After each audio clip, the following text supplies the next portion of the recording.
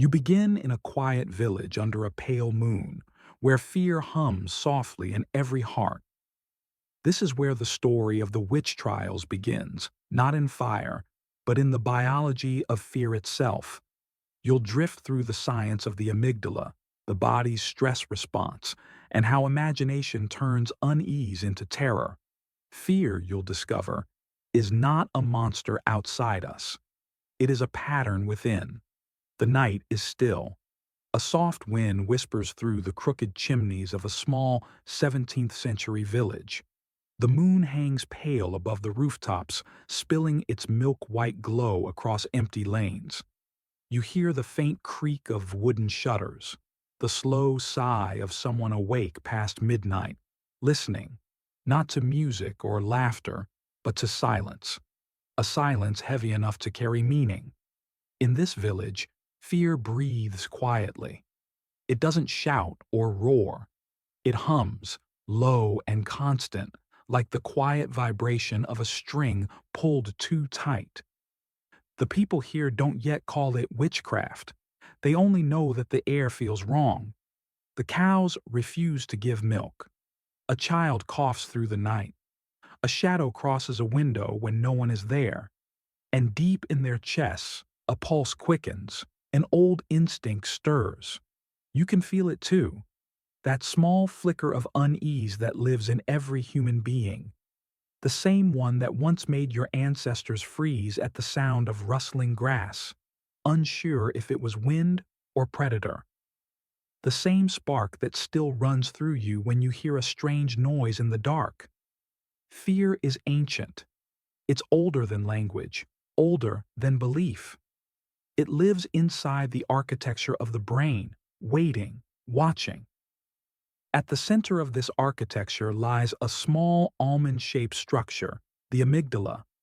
Its name comes from the Greek word for almond, and it sits deep within the folds of your mind, just two tiny knots of tissue. Yet in those knots lies a secret engine, one that has been shaping human behavior for millions of years. The amygdala does not think in words or reason, it feels. It reacts faster than thought, faster than understanding. Imagine for a moment that you are walking through that quiet village. You hear a crack in the woods behind you, a twig, a movement, something uncertain. Before you even turn your head, the amygdala has already decided, danger. In less than half a second, it sends signals through your body.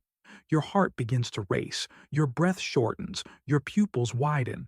The hormone adrenaline surges into your bloodstream, sharpening your senses. You are alive, alert, and ready to run. This is the fight-or-flight response, nature's alarm system. It evolved to protect us, to keep early humans alive against predators and disasters. But in the stillness of civilization, where real predators are rare, the same alarm often misfires. It finds new enemies, invisible ones. Whispers, rumors, strange behavior, people. In the 1600s, fear was as real as hunger. It had a shape, a voice, and sometimes a name. When crops failed or storms came, when illness spread through children, fear needed someone to blame. And so, like a spark catching dry straw, that biological pulse, that pure animal fear, turned into something social. It grew teeth and stories. It transformed from chemistry into belief. But before the villagers lit their torches, before they pointed fingers and built gallows, fear began as it always does, inside the body. In each trembling heartbeat, in the rush of cortisol, the stress hormone that floods your bloodstream when your brain senses danger. Cortisol is not cruel, it's protective. It tells your body to hold energy, to stay vigilant, to survive the night. But when that state never ends, when the fear never fades, the mind begins to twist. You start to see patterns where there are none. You interpret accidents as intentions. You notice the woman who lives alone, the one whose herbs smell strange, the one whose cat never leaves her side. You remember how your crops failed after she walked by. You feel the chill of coincidence, and the amygdala hums louder, whispering that nothing is coincidence at all. That's the thing about fear. It thrives on imagination. The same neural networks that allow you to dream, to invent, to tell stories. They also allow you to build monsters. Inside your prefrontal cortex, the seat of reason and prediction, imagination and memory intertwine. When you feel afraid, this part of the brain lights up in harmony with the amygdala, trying to make sense of the feeling. Why am I afraid? The brain asks. And if no tiger, no storm, no disease explains it, the mind invents an answer. For the villagers, that answer became witchcraft. For the brain, it became certainty. And certainty is soothing. It quiets the chaos. Even if it's false, you can almost picture the scene now. A group of villagers standing in the glow of torchlight, voices trembling with both fear and relief. They think they have found the cause. The woman with the herbs, the widow with the cat, the one whose gaze feels too steady. It feels logical, almost scientific in their own frightened way. Their bodies calm as they name her. Cortisol drops, breathing slows. Fear finds an outlet. It's a cruel paradox. To survive fear, humans often create new reasons for it. But you are not here to judge them. You are here to understand them, to feel what they felt, not to condemn it. Because that same pattern lives within you too. The fear of the unknown, the comfort of explanation, the biology that whispers beneath every belief. Close your eyes for a moment. Imagine your own heartbeat slowing down. Imagine watching your thoughts as if they were clouds drifting across a twilight sky. The storm of fear, you notice, is not endless. It comes and goes, just like the weather. And at its center, always, there is something smaller, an impulse, a signal, a memory of survival written in your DNA. Fear is not an enemy. It is a compass that once pointed towards safety. But compasses can be misled. In the 17th century, that misdirection changed history. Villages that once sang together at harvest began to whisper instead. Friends grew cautious. The line between the sacred and the dangerous blurred. And beneath all of it, invisible but powerful, the same human biology that protected life was quietly undoing it. Some scientists call it mass psychogenic illness, a shared biological reaction to fear that spreads through groups. When one person's anxiety becomes another's, the amygdala mirrors the pattern, creating a feedback loop. One scream can ripple through an entire crowd. One rumor can alter the rhythm of 100 hearts. The witch trials were born from such ripples. Not because people were evil, but because their biology was human. They believed they were protecting their world, their children, their faith, their sanity. The flames were not born from hate alone. They were kindled by love mixed with terror, by the instinct to survive. And so, the shape of fear is not monstrous. It is human-shaped. It breathes through us, moves through our words, and sometimes through our justice. When you look at fear this way, not as darkness, but as information, it becomes something else. You begin to see that the line between superstition and science is not as wide as it seems. Both are ways to explain what we cannot bear not to understand. The brain, after all, seeks patterns the way the heart seeks rhythm. It would rather believe in witches than believe in chaos. It would rather invent certainty than live inside doubt. Even today, your body works the same way. When you feel anxiety, your amygdala still lights up like an ancient torch. Your breathing still quickens. Your muscles tighten. Your thoughts search for meaning. You might not call it witchcraft anymore, but the biology hasn't changed. You still chase the same illusions of safety, the same chemical reassurance that you're in control. That is the quiet truth hiding beneath centuries of fire and fear. We are not haunted by monsters. We are haunted by ourselves. The night in the village deepens. The torches fade. The people return to their homes, hearts still thudding but calmer now that a story exists to hold their fear. The pale moon watches from above, silent witness to the chemistry of belief. And as you drift with them, through the fog of time, through the soft murmur of superstition and science, you begin to wonder, if fear can shape what we see, what else might the mind be able to create? Beneath the trials and confessions lies a deeper science, the psychology of belief. You'll journey through the fragile mechanics of memory and suggestion, how the brain bends under stress and reshapes truth to survive. You'll learn how hysteria grows from whispers, how imagination feeds on terror, and how one frightened thought can ignite a village. The fire, you realize, was never just in the torches. It burned quietly in the mind. The air is still heavy from the night before. The smell of smoke clings to the thatched roofs and the hollow silence between houses. Somewhere, a church bell tolls, soft and slow, its echo spreading like ripples through the morning mist. You walk through the village now, past doors that once opened freely, and eyes that now linger with suspicion. Fear has changed shape. It is no longer a shadow in the woods. It is a thought, whispered and shared, moving from one mind to another like a spark leaping from ember to ember. This is where the true fire began, not in the hands that held the torches, but in the fragile corridors of the brain. The human mind is built on story.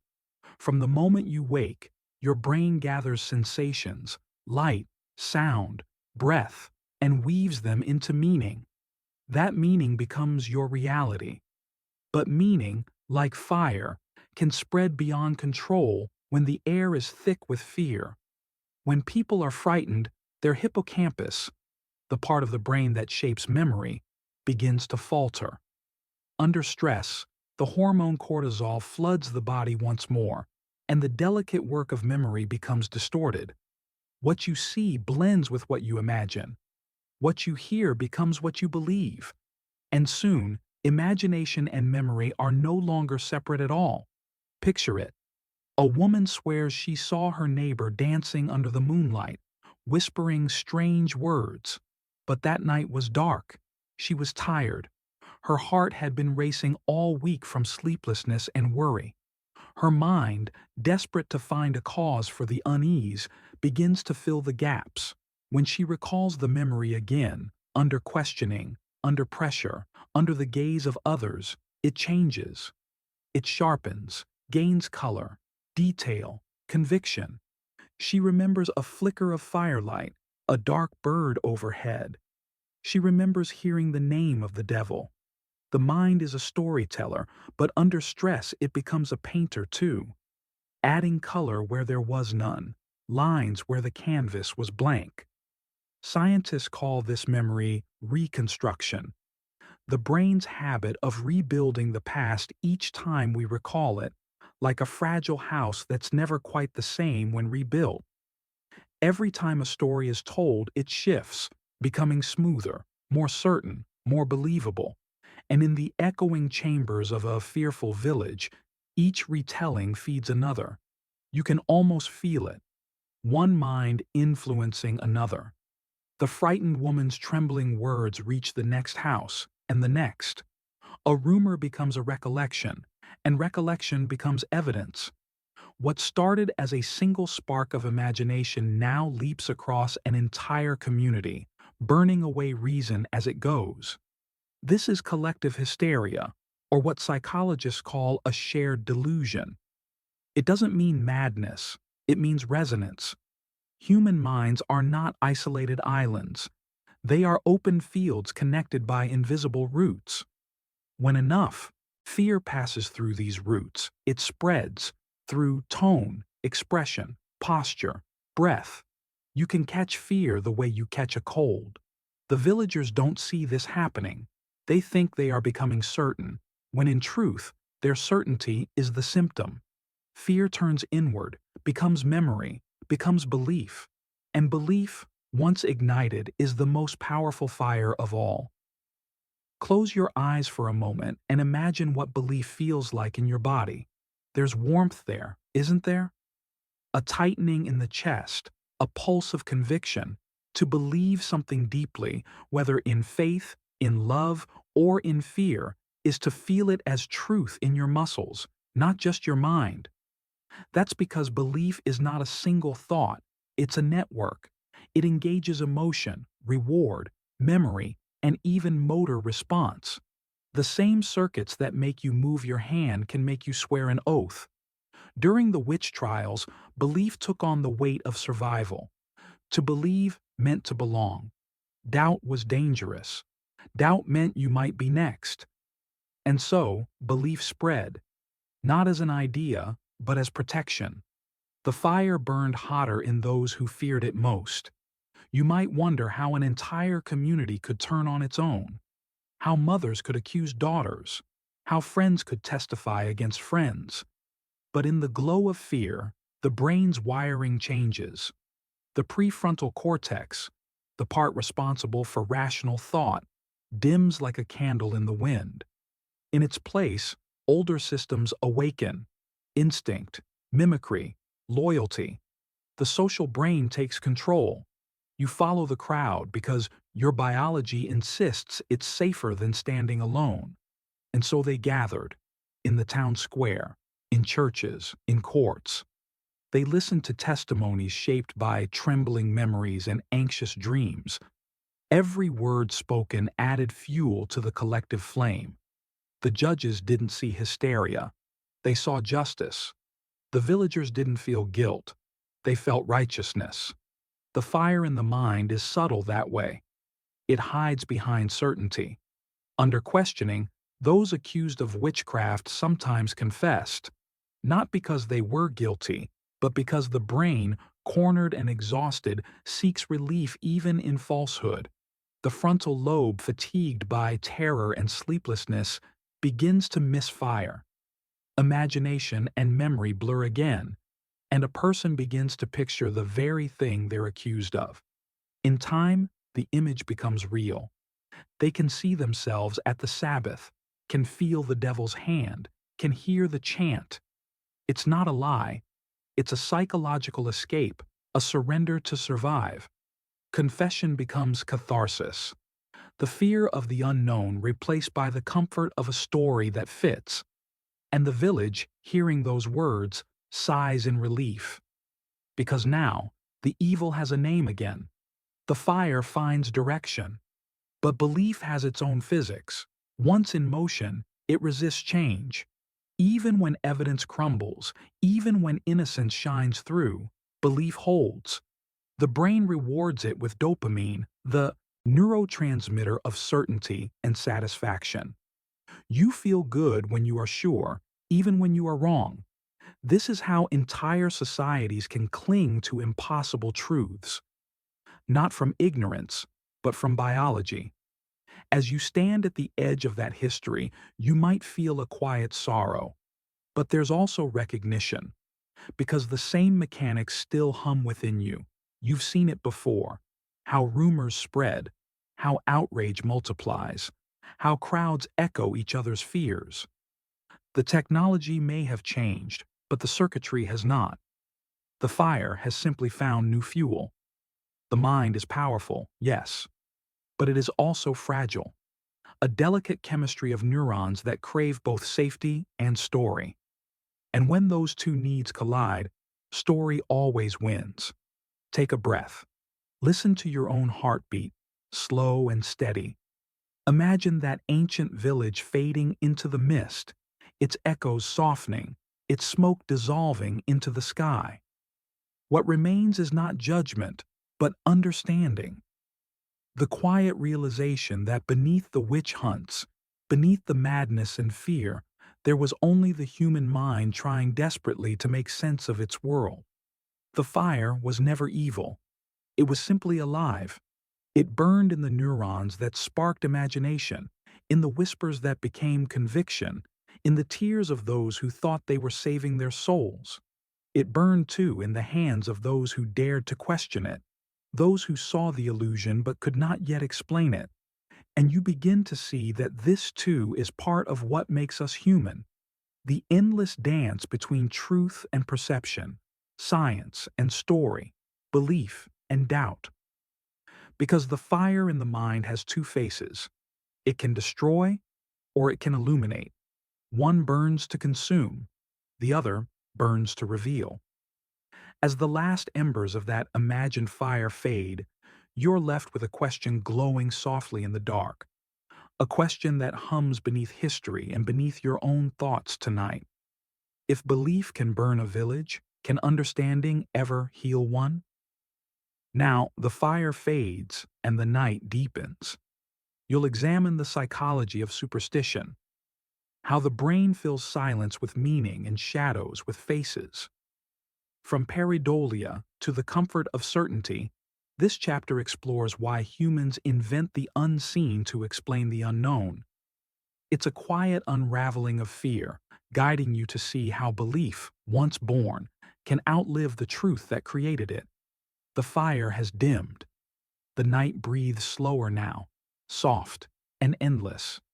You stand at the edge of the village once more, where only the faint orange glow of cooling embers flickers against the sky. The cries have stopped. The judgments are done. But something lingers. A silence heavy enough to hum. It is not peace that fills this air. It is aftermath. In that stillness, you begin to notice how easily the mind builds ghosts out of emptiness. Every sound, every shape, every flicker of light in the dark becomes something more. The human brain was never built to leave silence alone. It needs story. It needs pattern. You feel it, even now. The instinct to name what you cannot understand. A shape in the fog. A whisper that could have been wind. The pulse of your own heart mistaken for footsteps behind you. The mind, ever generous, paints the invisible with imagination. This reflex has a name. Pareidolia, the tendency to see meaning where none exists. It's why you see faces in clouds, figures in smoke, or messages in the static of a radio. Deep within your brain's visual cortex and limbic system, ancient circuits once tuned to detect predators now search for familiarity. The mind prefers a false alarm to uncertainty. A mistake of imagination is safer than a threat unseen. Evolution favored the cautious storyteller, the one who saw a shadow and ran, even if it was only a tree. In the 1600s, this instinct was stronger still. In candlelight and superstition, pareidolia shaped reality. A crackling fire became a voice. A gust of wind became a spirit's sigh. The villagers' minds, wired for survival, filled their world with unseen company. They didn't invent demons. They revealed them, painted by their own biology onto the empty spaces of night.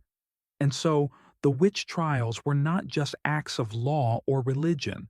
They were the work of imagination misfiring in frightened brains, pattern finding gone too far. But pause here and breathe. Notice how even now your own mind does the same. When a message doesn't come, you imagine why. When the dark feels too still, you picture what could move within it. You are a maker of meaning by nature. Every silence invites you to fill it. The temporal lobes of your brain, those regions above your ears, are partly responsible for this gift. They help you process sound, language, and rhythm, but they also weave connections between unrelated things. When overstimulated by stress or exhaustion, they can produce sensations of presence, the eerie feeling that someone is near when no one is there. It's called the sensed presence effect. Mountaineers, lost in snowstorms, have felt invisible companions walking beside them. Sailors adrift at sea have heard voices calling from the waves. And in the trembling nights of fear-struck villages, people swore they felt the devil breathing close. It's not madness. It's the brain's desperate attempt to protect itself from isolation, to keep company, even with phantoms. Humans are not built to bear the void alone. That is the secret behind superstition. It is not ignorance, but comfort. The mind would rather fill darkness with imagined meaning than leave it empty. Superstition, in that sense, is a kind of empathy misplaced. The brain reaching out for connection and finding it in the unknown. You walk now through the silent fields beyond the village, where moonlight glistens on frost. The land feels calmer here, untouched by the fever of fear. Yet even in this quiet, your eyes catch movement where none exists. Your breath curls in front of you, and for a heartbeat, it looks like a face. The mind whispers, "Someone is here." But you know it's only vapor, a trick of temperature, light, and longing. This is the heart of pattern recognition, another gift of evolution that became a double-edged blade. The same brain that finds the shape of a predator in the grass also finds constellations in stars, omens in weather, and gods in thunder. What begins as safety becomes story. From this came myth, ritual, faith, and fear, all born from the same ancient need to make the world intelligible. Superstition, then, is not a flaw. It is the child of survival. It tells the frightened body, "You are not helpless. The world can be understood," even if that understanding is an illusion. Centuries later, psychologists would call this apophenia, the human tendency to connect unrelated dots. It is the mother of creativity and the root of paranoia. In every mind, the same mechanism that gives rise to art can also give rise to accusation. The difference lies in whether we notice the pattern's source, within us or outside us. The villagers did not. They believed the shadows were real. But in truth, the shadows were projections, not of spirits, but of stress. Prolonged fear changes the brain.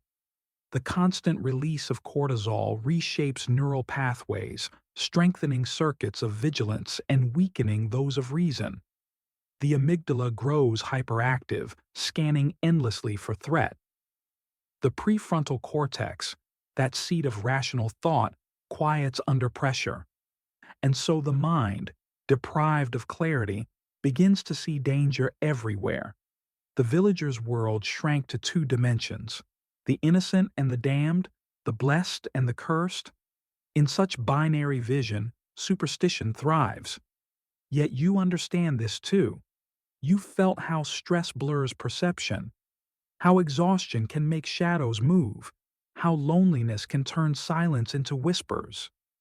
In these moments, the science of superstition feels less like history and more like humanity itself.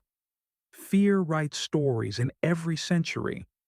But here, beneath the stars, you begin to see another side of it, a quieter truth. The same neural mechanisms that create illusion also create wonder. Pareidolia makes you see faces in clouds, but it also makes you see beauty in randomness. The brain's search for pattern is the reason you can find poetry in chaos, love in coincidence, purpose in uncertainty. Every superstition is, at its core, a wish, the hope that something unseen cares enough to listen. The villagers may have called that force dark. You might call it fate, or energy, or the unconscious mind. The name doesn't matter. What matters is that it reflects the same longing, to believe that the unknown is not empty, that it holds meaning waiting to be found. As you walk farther from the village, you can almost feel that longing fading, the brain loosening its grip on story, allowing silence to be silence again. You look at the shadows around you and realize they are not alive. They are only light meeting matter. Yet even knowing this, a part of you still wants to believe they are more. That part is not foolish. It is human. You pause beneath an old oak, Its branches spread like veins against the moon. The air is cool, the night deep, and for a moment, you sense the perfect balance between understanding and mystery. Science explains much, but not everything, and perhaps it shouldn't. Mystery, too, has its place in keeping us awake to wonder. You listen to the night and hear nothing but your own breath. A reminder that sometimes the most extraordinary sound is the one that proves you're still alive. And you think of the villagers again, how their shadows once terrified them, how belief turned that terror into a kind of order, and how, even now, belief, in any form, continues to guide, to comfort, to shape. For beliefs, once born, rarely die. They evolve, they adapt, they find new forms in science, in ritual, in dream. The shadows change their names, but they never fully disappear, because the brain, ever searching, cannot stop imagining. You realize then that the story of superstition is not just about the past. It's about the persistence of human wonder, the eternal question that no knowledge fully quiets. What if there's something more? The fire has cooled, but its light remains, faint, golden, and trembling at the edges of thought. You let your eyes close, your mind settling like dust after the storm. The shadows around you blur into one soft darkness, neither threat nor comfort, only presence. And somewhere within that stillness, a new thought begins to form. Gentle, glimmering, half-born. If imagination can create shadows in the dark, what happens when light itself begins to reveal the unseen? Morning arrives, not with triumph, but with stillness. The trials are over, yet their echoes remain in the human psyche. You'll drift through the science of healing and reflection, how the mind recovers, how knowledge transforms fear into wisdom. This closing chapter becomes a gentle meditation on progress, empathy, and the enduring power of reason, a lullaby for the human spirit. Morning rises softly over the village. The sky is a pale wash of gold, and the air carries the fragile scent of ash and dew. The fires that once roared with accusation are cold now, reduced to faint threads of smoke that curl into the dawn. You stand at the edge of the square, where silence has replaced the cries. The cobblestones are damp. The world feels emptied, as though the fever of fear has finally burned itself away. This is not victory. It is aftermath, a fragile peace, still learning how to breathe. You take a slow breath. The body remembers what the mind tries to forget. Even when the danger passes, the echoes of fear remain stitched into your nervous system. It's called residual arousal, the state where the body, once flooded with stress hormones, takes time to return to calm. The heart, so long accustomed to racing, beats too fast for too long. The muscles stay tense. The breath stays shallow. It's the body's way of asking, is it really over? For the villagers, and for humanity at large, fear rarely ends when the flames die. It lingers like smoke, unseen, but breathing through generations. This is how trauma moves, not as memory alone, but as biology. Inside your brain, in the almond-shaped amygdala that once flared in alarm, the past still glows. When fear becomes collective, when an entire community trembles together, its imprint becomes culture. Beliefs harden, stories repeat, shadows find new shapes. The witch trials ended centuries ago, yet their emotional residue remains in the patterns of human thought, suspicion, otherness, the reflex to divide. But healing begins with awareness. And awareness begins, always, in stillness. You step into the light. The ground feels cool beneath your feet. The village is quiet, doors opening, voices low, people moving like ghosts, slowly remembering their human form. A woman hangs linen in the sun. A child watches the sky. A man sweeps the square where names were once shouted and judgments made. The air is ordinary again. This ordinariness is the beginning of recovery. The science of healing, psychological and neural, teaches that the body seeks equilibrium after fear. The parasympathetic nervous system, often called the rest and digest mode, gently reclaims control. Heart rate slows, muscles soften, digestion returns, cortisol fades. And in the brain, the prefrontal cortex, the region of reason, empathy, and long-term thinking, begins to reawaken. This is the biological rhythm of forgiveness. The villagers don't know this science, but they feel it.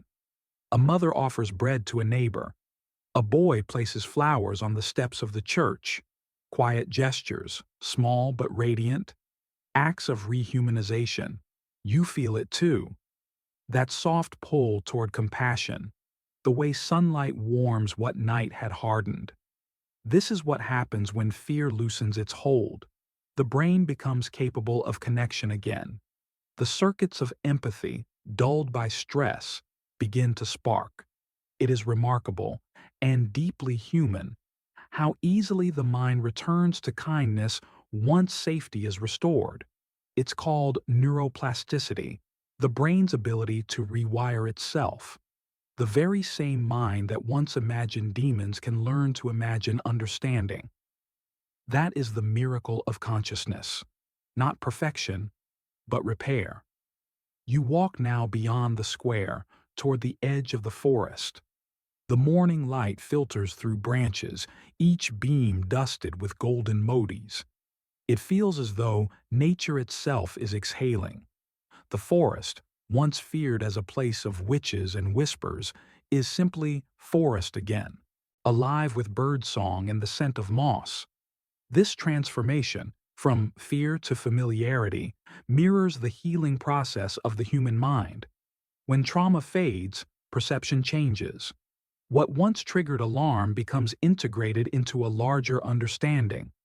The amygdala quiets.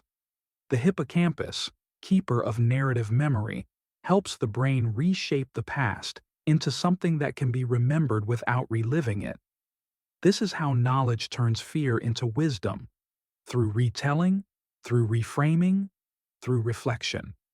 History, too, is a kind of brain, collective, plastic, capable of remembering differently. Over time, societies revisit their own fears, studying them, naming them, learning from them. Each new understanding is like a neural connection forming, reducing the power of the old reflex. You pause beside a stream, listening to the trickle of water over stone. The sound feels ancient and forgiving. Here, science and soul speak the same language. Flow, restoration, balance. You imagine dipping your hands into the current, the coolness spreading up your arms, washing away the last traces of smoke. This too is part of recovery, the physical grounding that reminds the body it has survived. Therapists call it embodied healing, using the senses to anchor yourself back in the present, to remind every cell, you are safe now. The villagers, in their way, will do the same. They'll rebuild rituals not of fear, but of gratitude. They'll light candles not to banish shadows, but to honor memory. Humanity, over centuries, will follow this same path, learning slowly, painfully, to replace superstition with understanding. You think of Galileo, who looked through a telescope and saw not witchcraft, but worlds. Of Newton, who found law where others saw magic. Of scientists and healers who kept asking why, not to destroy wonder, but to refine it. The dawn of reason was never an act of war against belief. It was a kind of awakening, the realization that the universe in its vastness invites exploration, not fear. And yet, healing does not mean forgetting. The witch trials, the persecutions, the dark ages of thought, they remain as scars on the collective body of humanity. But scars are not signs of weakness. They are records of survival. The science of post-traumatic growth explains that after great suffering, individuals and societies often experience profound transformation, greater empathy, deeper purpose, renewed reverence for life. The same brain that once shattered under fear can reorganize itself around meaning. So too, humanity emerges from its trials changed, softer, wiser, and more aware of its own fragility. You look again at the village in the distance. Smoke curls gently from chimneys now, not from pyres. The same fire that once consumed lives now warms them. Flame, like fear, can destroy, but it can also illuminate. It depends on how it is tended. Perhaps that is the truest science of all. Energy is neutral until guided by intention. You think of the human mind in the same way, capable of destruction or creation, cruelty or compassion. The difference lies in awareness. When you understand your fear, it loses its authority. When you understand your brain, it becomes your ally. Knowledge, then, is not merely power, it is peace. The morning light strengthens. You hear laughter, faint but real, drifting from the village below. The world feels lighter, as if the air itself remembers how to sing, and you begin to understand that healing is not a single moment. It is a rhythm, expansion and contraction, light and dark, memory and release. The nervous system learns, unlearns, and learns again. The story of fear never disappears entirely. It just becomes quieter, woven into the background hum of being alive. The witch trials are over, but the lesson remains. What we fear, we often misunderstand. And what we misunderstand, we can one day learn to see clearly. You kneel by the stream once more. The water catches the sunlight, scattering it into ripples of gold. Each ripple widens, fading into the distance, a perfect metaphor for progress. One small moment of insight becomes a wave that moves through time, touching lives long after the first drop fell. The same ripple exists in you. The act of seeing clearly, of understanding fear, biology, and belief sends quiet transformations through the mind. Awareness itself becomes medicine. The villagers will not know the words neuroplasticity or trauma response or post-traumatic growth, but they will know the feeling. The slow, aching, beautiful return to being human. They will learn to trust again, to imagine without accusation, to look at the sky and see only sky. And so will you. Because every era of fear, no matter how dark, carries within it the seed of renewal. The moment when understanding dawns, when the heart, once clenched, begins to open again. The witch trials were not just a story of persecution, they were a mirror of the mind, showing how fear ignites, spreads, and finally burns itself out in the light of awareness. Now, as morning fully breaks, the light after the flame reveals not what was lost, but what endures. The human capacity to learn, to forgive, to begin again. You close your eyes. The world feels vast and tender. The air hums with quiet intelligence, a balance between knowing and not knowing, between science and soul. In this balance, you find rest. And as the last tendrils of smoke rise into the blue, you wonder, softly, curiously, without fear, if the mind can heal from its own shadows, what else might it one day learn to become? The light continues to grow,